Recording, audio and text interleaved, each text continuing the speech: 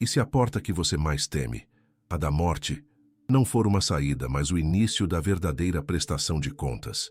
E se o maior tabu da humanidade, o ato de interromper a própria jornada, esconder uma verdade tão chocante quanto consoladora, uma realidade que, se fosse conhecida, mudaria para sempre a forma como vivemos cada um dos nossos dias? Todos nós, em algum momento, sentimos o peso da existência.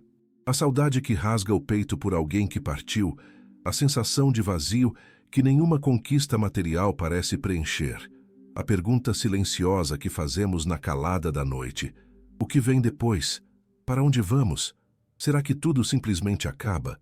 Essa angústia, essa busca por um sentido maior, é o que nos une como seres espirituais vivendo uma experiência humana.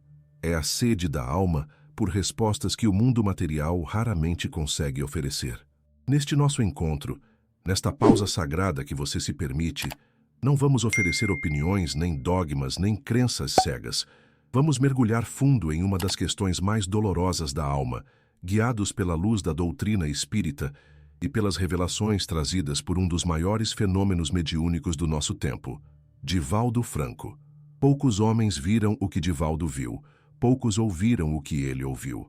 Sua vida foi e continua sendo uma ponte entre os dois mundos, um canal aberto por quase um século, permitindo que as vozes da eternidade chegassem até nós, não para julgar ou condenar, mas para consolar, esclarecer e nos ensinar sobre as leis de amor que regem o universo. As histórias e reflexões que compartilharemos aqui são inspiradas nos relatos que ele recebeu ao longo de décadas de trabalho abnegado, mensagens que nos mostram as consequências do ato extremo, mas que, acima de tudo, revelam a infinita misericórdia que aguarda cada alma. O que você está prestes a ouvir pode desafiar o que você acredita, pode tocar em feridas antigas, pode, por um instante, parecer duro. Mas prometemos que, ao final desta jornada, a esperança terá substituído o medo e a compreensão terá iluminado a escuridão da dúvida. O que será revelado aqui é um mapa da jornada da alma que decide partir antes da hora, um mapa que nos mostra o caminho da dor, mas também o caminho do resgate, da cura e do recomeço.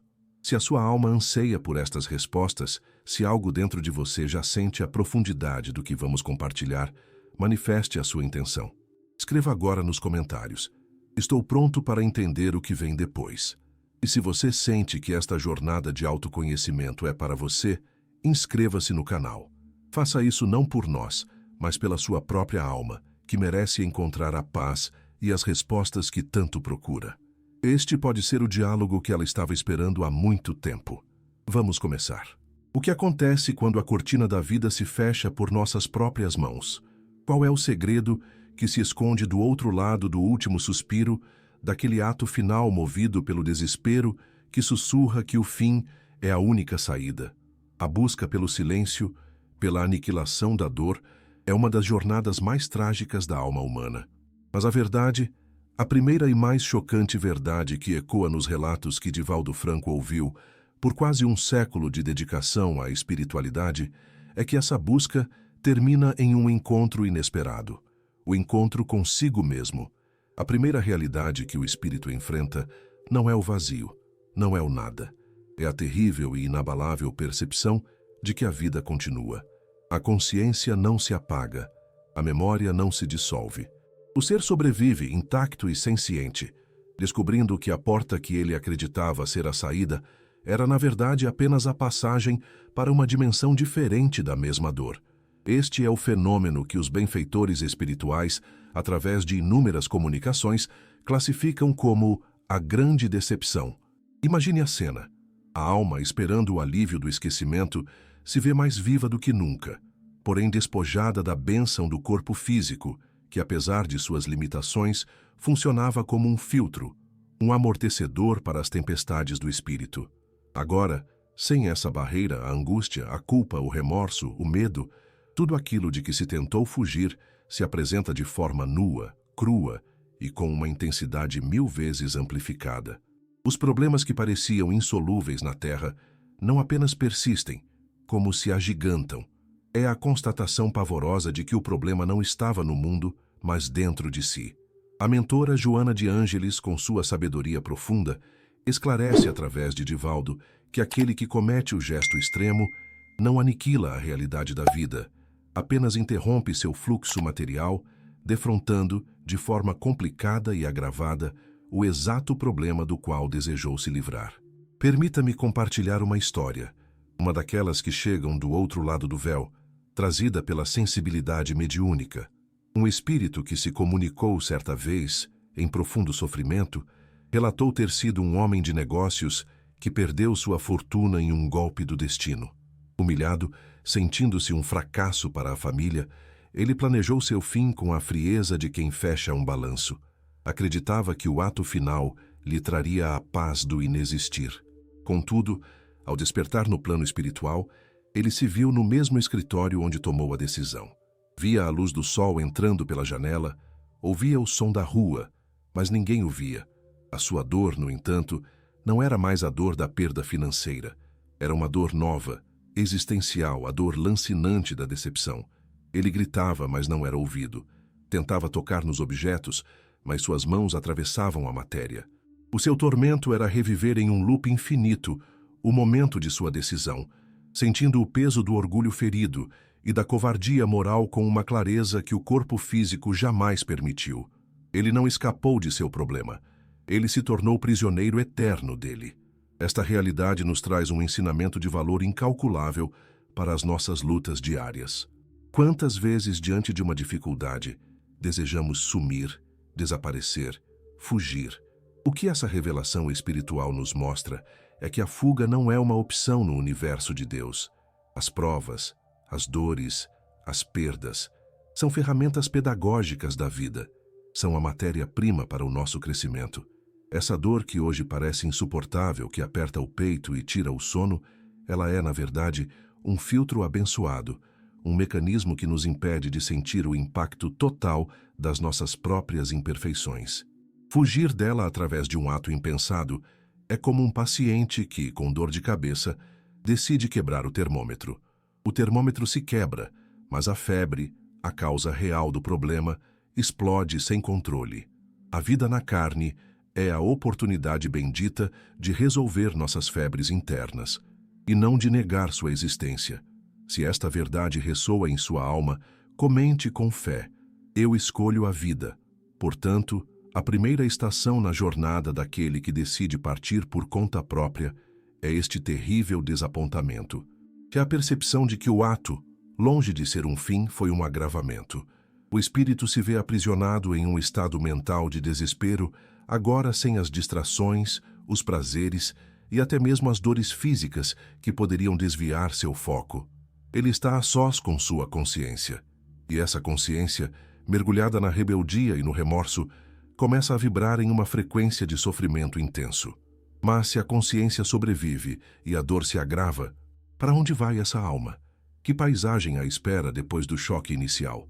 A resposta, amparada pela lei universal de que semelhante atrai semelhante, nos leva a um novo patamar de compreensão. A primeira etapa é a decepção, mas a segunda é a imersão em uma realidade criada por essa mesma dor. Uma realidade que tem um nome e que exploraremos a seguir. Aquele estado de decepção que descrevemos, a prisão mental do remorso e da dor, ele não acontece no vácuo. A alma, vibrando em desespero, torna-se um ímã, e como todo ímã, ela é irresistivelmente atraída pelo seu polo correspondente. A lei universal de que semelhante atrai semelhante não opera apenas nas nossas relações e circunstâncias na Terra. Ela é a força que organiza a arquitetura do plano espiritual. Assim, o espírito que partiu em um ato de extrema rebeldia, imerso em energias de angústia e revolta, é naturalmente conduzido a uma paisagem que espelha perfeitamente seu estado interior. Esta paisagem, descrita em diversas obras psicografadas e confirmada nos ensinamentos de Divaldo Franco, é conhecida como o Vale das Sombras. Não é um lugar de castigo criado por Deus. É uma região co-criada e sustentada pela sintonia mental de seus próprios habitantes, um reflexo exteriorizado da escuridão que cada um carrega dentro de si. Antes mesmo de chegar a esse vale de sofrimento coletivo, o espírito enfrenta uma provação imediata e atroz, a perturbação decorrente de sua ligação continuada com o corpo físico. Na morte natural, os laços fluídicos que unem o espírito ao seu invólucro carnal se desfazem suavemente, como um fruto que amadurece e se solta do galho. No gesto de interrupção voluntária, porém, esse laço é rompido com uma violência brutal. O corpo está morto, mas o espírito, ainda pleno de vitalidade, permanece magneticamente atado a ele. Essa ligação traumática faz com que a consciência do espírito sinta, de forma horrivelmente real, as sensações da decomposição da matéria. Ele não apenas vê, mas sente o frio da cova, a escuridão do caixão, a desagregação lenta e impiedosa do corpo que ele mesmo rejeitou. É uma tortura que desafia a nossa imaginação, um testemunho direto e terrível da santidade das leis da vida. Um dos relatos mais antigos e impactantes que fundamentam essa verdade foi trazido à luz no século XIX por Allan Kardec, o codificador da doutrina espírita. Em seu livro O Céu e o Inferno, ele narra a evocação de um homem que havia se atirado da ponte sobre o rio Sena, em Paris. Ao ser contatado pelos médiuns, o espírito não demonstrava ter consciência de sua nova condição. Sua comunicação era um lamento de agonia e confusão. "Estou vivo?" ele perguntava. "Asfixio no caixão." "Dizei-me se estou vivo." O mais chocante para a equipe que o ouvia foi sua declaração seguinte, carregada de um pavor indescritível. "Eu sinto os vermes que me roem." Este não era o delírio de uma mente insana, mas a percepção literal de um espírito, cujo perispírito ou corpo espiritual ainda retinha todas as impressões e sensações do corpo físico em putrefação. Ele estava preso entre dois mundos, incapaz de se libertar do invólucro que abandonara à força. Esta verdade nos ensina sobre o poder avassalador de nossos pensamentos e emoções. O Vale das Sombras é a prova de que nós criamos a nossa própria realidade, aqui e agora. O céu e o inferno não são locais para onde somos enviados, mas estados de alma que cultivamos em nosso íntimo e que um dia se tornarão nossa única paisagem. Cada pensamento de ódio, cada sentimento de revolta, cada mergulho no pessimismo é um tijolo que usamos para construir nossa morada futura. Por outro lado, cada gesto de amor, cada pensamento de esperança, cada ato de perdão é uma semente de luz que plantamos no jardim da nossa eternidade. A justiça divina não é punitiva, ela é educativa. Ela nos dá exatamente aquilo que geramos. Se você compreende o poder dos seus pensamentos, escreva nos comentários: "Eu sou o guardião da minha mente." Mas diante de um quadro tão desolador, uma pergunta inevitavelmente surge em nossos corações. Será este o fim da linha? Estarão estas almas, nossos irmãos em humanidade, condenadas a vagar eternamente nesta paisagem de dor que elas mesmas criaram? Seria a misericórdia de Deus tão curta a ponto de abandonar um filho no abismo de seu próprio erro, sem lhe oferecer uma chance de socorro? A mesma lei de amor que rege o movimento dos astros e o desabrochar da vida permitiria a ela um sofrimento sem fim, que um ciclo de dor sem propósito? A resposta consoladora e cheia de esperança é não. Mesmo na mais profunda das trevas, uma luz pode brilhar. Um chamado, por mais fraco que seja, pode ser ouvido, porque a justiça de Deus caminha sempre de mãos dadas com a sua infinita compaixão. E o resgate sempre é possível. A resposta para a pergunta que deixamos no ar é talvez a mais bela e consoladora de todas as revelações espirituais. Não, o sofrimento não é eterno. A misericórdia divina jamais abandona um filho, mas ela possui uma característica sublime. Ela não se impõe. O amor de Deus respeita o nosso livre-arbítrio, mesmo quando o usamos para nos precipitarmos no abismo. A ajuda, o socorro, a luz, tudo está sempre disponível como o sol que brilha no céu, mas se a alma se fecha em uma câmara escura de orgulho e rebeldia, ela não consegue perceber a luz que a espera do lado de fora. O próprio sofrimento atroz do Vale das Sombras tem, então, uma finalidade terapêutica: levar o espírito ao esgotamento de suas forças negativas. Chega um ponto em que a dor se torna tão insuportável, a escuridão tão completa, que o orgulho finalmente se quebra. E nesse instante de rendição, A alma faz algo que não fazia há muito tempo. Ela ora. Este é o ponto de inflexão, o início do resgate. A oração aqui não precisa ser uma fórmula decorada. Muitas vezes é apenas um gemido, um pensamento fugaz, um "meu Deus, ajuda-me", sussurrado no silêncio da alma. Este simples ato de humildade, de reconhecimento da própria impotência, muda tudo. Ele altera instantaneamente o padrão vibratório do espírito. É como se, no meio da escuridão total, uma pequena vela se acendesse. E essa luz, por mais tênue que seja, é o sinal que as equipes de socorro espiritual esperavam. Eles, que já rondavam as fronteiras daquele pântano de dor, agora têm a permissão vibratória para se aproximar. O espírito, ao suplicar, abriu a porta por dentro, e a caridade do alto pode finalmente entrar para socorrê-lo, sem violar a lei do livre-arbítrio. O arrependimento genuíno é a chave que liberta. Divaldo Franco, em suas décadas de intercâmbio com o plano espiritual, nos traz descrições comoventes de como operam essas falanges do bem. Existem legiões de espíritos de luz, como os nobres servos de Maria, que se dedicam exclusivamente a essa tarefa espinhosa. Imagine-os como uma equipe de resgate divina, paramentados com couraças de luz para se protegerem das emanações tóxicas daquele ambiente. Eles penetram nas trevas, guiados por esses pequenos pontos de luz que são as preces dos arrependidos.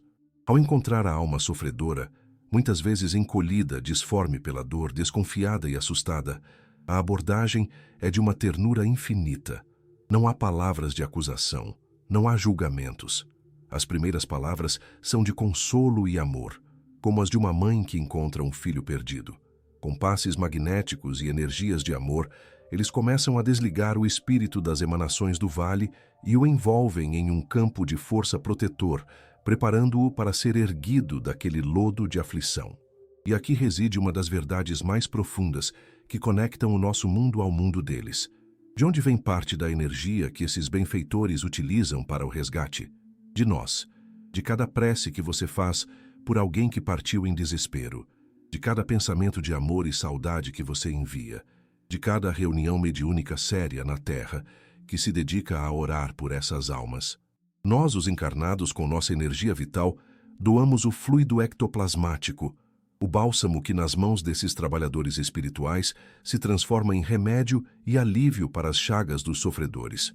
Não subestime jamais o poder da sua oração. Ela é uma corda de luz lançada no abismo. Ela é um farol que guia as equipes de resgate.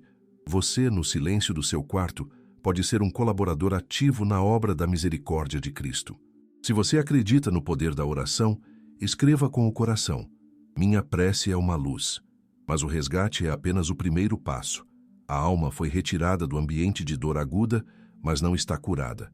Ela é como um sobrevivente de um grave acidente que foi retirado dos escombros e agora chega de maca à porta de um hospital.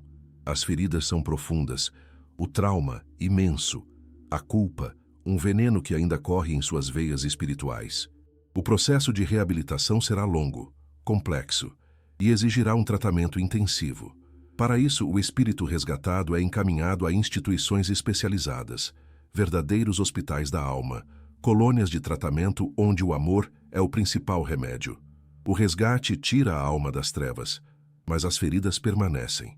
A jornada de cura está apenas começando, e é uma jornada que deixará marcas profundas, não apenas na memória, mas na própria essência do espírito, marcas que o acompanharão por muito tempo. Quando o espírito resgatado chega ao hospital do plano espiritual, a primeira fase do tratamento consiste em acalmar sua mente, em envolvê-lo em vibrações de paz para neutralizar o veneno do remorso agudo. Mas, passado esse socorro inicial, um trabalho mais profundo se inicia, o de fazê-lo compreender a real extensão de seu ato. As feridas que ele carrega não são meras memórias dolorosas, são lesões reais, danos profundos gravados não no corpo que se desfez, mas em sua estrutura espiritual. A doutrina espírita e os relatos que Divaldo Franco nos traz do plano maior nos ensinam que nossas ações não se perdem no tempo. Elas ficam inscritas em nós, em nossa essência, como cicatrizes na alma. E essas cicatrizes têm consequências diretas, não apenas em nossa consciência, mas em nosso destino futuro. Para entender isso, precisamos falar sobre o perispírito. Pense nele como o elo entre nosso espírito imortal e o corpo físico. Ele é um envoltório fluídico, semimaterial, mas mais importante, ele é o modelo organizador biológico, a matriz energética, o projeto arquitetônico sobre o qual nossa casa carnal é construída a cada nova encarnação. Tudo o que somos, sentimos e fazemos fica impresso nesse corpo sutil. Um ato de violência extrema contra a própria vida, carregado de energias de desespero e negação, causa um trauma violentíssimo nessa matriz. É como se, no projeto de uma casa, riscássemos e danificássemos uma parte fundamental da planta. A energia destrutiva do ato cria lesões nos centros de força do perispírito, que correspondem diretamente às áreas do corpo físico que foram alvo da violência.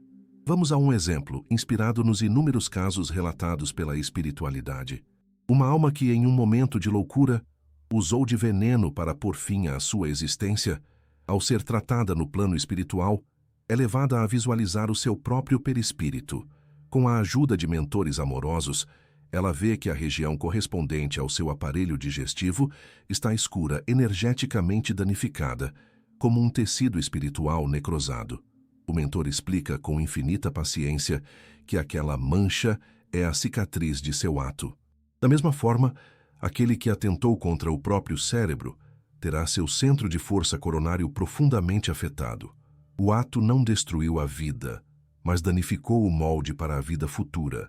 Essa compreensão é o início da verdadeira responsabilização, o momento em que o espírito entende a extensão da lei de causa e efeito. É aqui que muitos poderiam pensar em um Deus punitivo, em um castigo cruel. Mas a visão que Divaldo Franco e a doutrina espírita nos oferecem é infinitamente mais lógica e consoladora. Não se trata de castigo, trata-se de consequência. É uma lei natural, tão impessoal e exata quanto a lei da gravidade. Se você se atira de um telhado, a lei da gravidade não está lhe castigando ao quebrar sua perna. Ela está apenas operando. Da mesma forma, a lei de causa e efeito simplesmente reflete em seu perispírito o resultado de suas ações. Essa futura dificuldade física ou mental tem um duplo propósito pedagógico. Primeiro, é o mecanismo natural de reequilíbrio, a forma como o perispírito se depura através da experiência na matéria. Segundo, é a ferramenta que ensinará àquela alma, de forma indelével, o valor e a santidade do corpo e da vida que um dia ela desprezou. A enfermidade torna-se o remédio amargo, mas bendito, para a cura do orgulho e da rebeldia. Se você compreende que a vida é uma escola justa, comente: eu aceito as lições da vida. Assim, após o tratamento no hospital da alma, o espírito está ciente do seu futuro. Ele sabe que, para completar sua cura, precisará retornar à Terra. E sabe que retornará em um corpo que refletirá como um espelho a sua ação do passado. A lesão no molde perispiritual irá gerar um organismo com predisposições para certas doenças, com limitações específicas, com desafios que estarão diretamente ligados à sua falta anterior. Esta perspectiva, que poderia parecer aterradora, é, na verdade, a maior prova da misericórdia divina. Não é uma sentença, é uma oportunidade, uma chance de refazer, de reconstruir, de aprender. Mas como a alma, ciente de que carregará um fardo tão pesado, encontra forças para recomeçar? Qual é o propósito maior por trás de retornar ao mundo em um corpo marcado pela dor? É o que vamos descobrir na etapa final desta jornada de reabilitação. A alma, agora consciente de suas cicatrizes e das leis que as regem, se depara com a etapa mais crucial de sua cura: o retorno à escola da vida. O hospital espiritual, com todo o seu amor e sabedoria, foi a preparação, a sala de aula teórica. Mas a prova final, a que solidifica o aprendizado e atesta a cura, acontece no campo de batalha do cotidiano, no abençoado palco da existência material. Retornar à Terra, mesmo em um corpo marcado pela dor, não é um exílio ou uma punição. É a mais alta demonstração de confiança da parte dos mentores espirituais. É a oportunidade de ouro de refazer a lição, de reescrever a história, de provar a si mesmo e ao universo que a lição foi, enfim, aprendida. A reencarnação, neste contexto, é a terapia definitiva, o momento em que a alma tem a chance de transformar sua cicatriz em uma medalha de honra. Um dos princípios mais sagrados e justos da lei divina, que Divaldo Franco e os espíritos superiores nos apresentam, é o da prova renovada. A alma, ao reencarnar, não se lembrará do seu passado trágico, graças ao véu do esquecimento que nos protege e permite um recomeço genuíno. Contudo, em seu planejamento reencarnatório, estarão inscritas as mesmas dificuldades, ou provas análogas, aquelas que a levaram ao gesto de desespero na vida anterior. O espírito não é enviado para um desafio aleatório. Ele é matriculado exatamente na matéria em que foi reprovado. Se a queda foi causada por uma desilusão amorosa, ele enfrentará novos e profundos desafios afetivos. Se foi pela perda da fortuna, ele terá que aprender a lidar com a escassez material e a encontrar a riqueza nas coisas do espírito. Se foi por uma doença, poderá enfrentar limitações físicas que exigirão paciência e resignação. Lembre-se daquele espírito que foi um empresário e não suportou a falência. Em sua nova vida, ele pode renascer em uma família extremamente humilde, aprendendo desde cedo que o valor de um homem não está no que ele tem, mas no que ele é. Cada vez que ele divide o pouco que tem com um irmão, cada vez que encontra alegria em um gesto simples, ele está desfazendo os nós de orgulho e materialismo que o levaram à ruína. Ou pense na alma que usou o veneno. Ela pode renascer com um organismo frágil, com um sistema digestivo delicado, que a obriga a ter disciplina, a cuidar do corpo, a valorizar cada dia de saúde. Ela não sofre por sofrer. Ela sofre para aprender a amar e a respeitar o templo de carne que antes profanou. A dor que antes foi o motivo da queda, agora se torna a escada para a sua ascensão. O objetivo supremo desta prova renovada não é o sofrimento, mas o desenvolvimento das virtudes que faltavam. É a oportunidade de forjar na alma, através do fogo das tribulações, a paciência, a humildade, a fé inabalável no futuro e, acima de tudo, a coragem moral.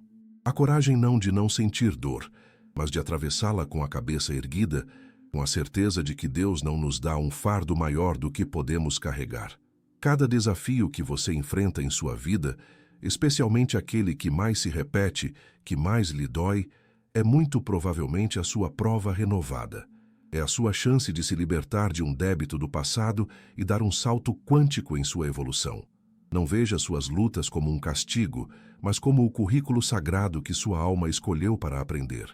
Se você agora vê a vida como uma bendita oportunidade, comente: eu estou pronto para aprender. E assim, a mais completa e eficaz prevenção contra o ato de interromper a própria vida é o conhecimento.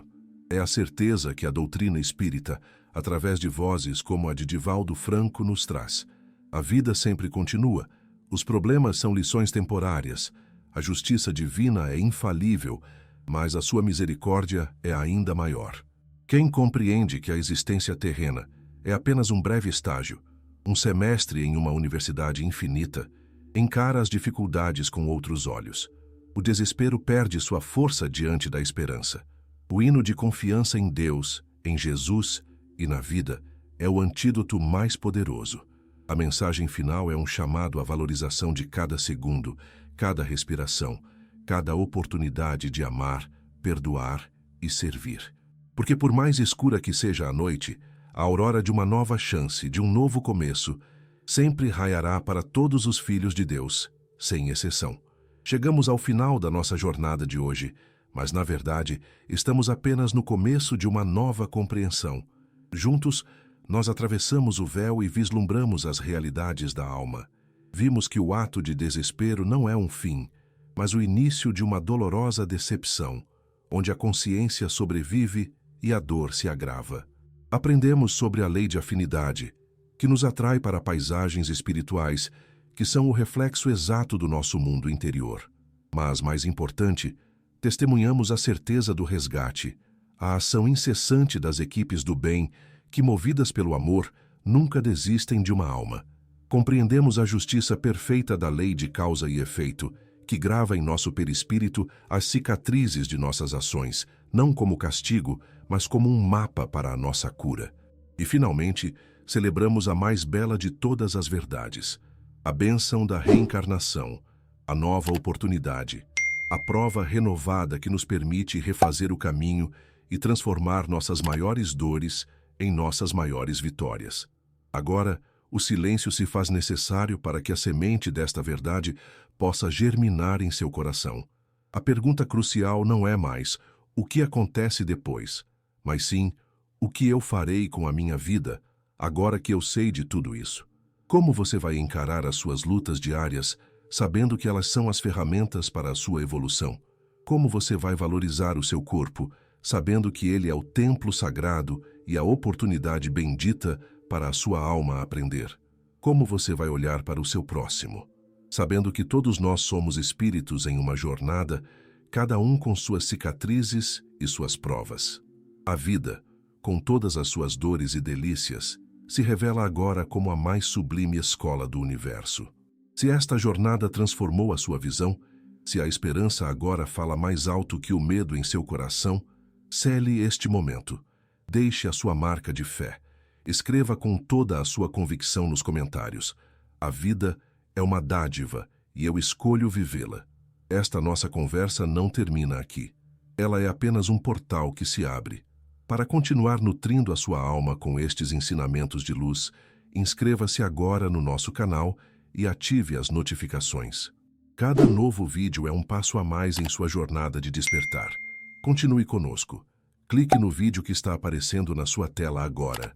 A próxima revelação pode ser exatamente aquela que a sua alma estava esperando para ouvir. Fique em paz.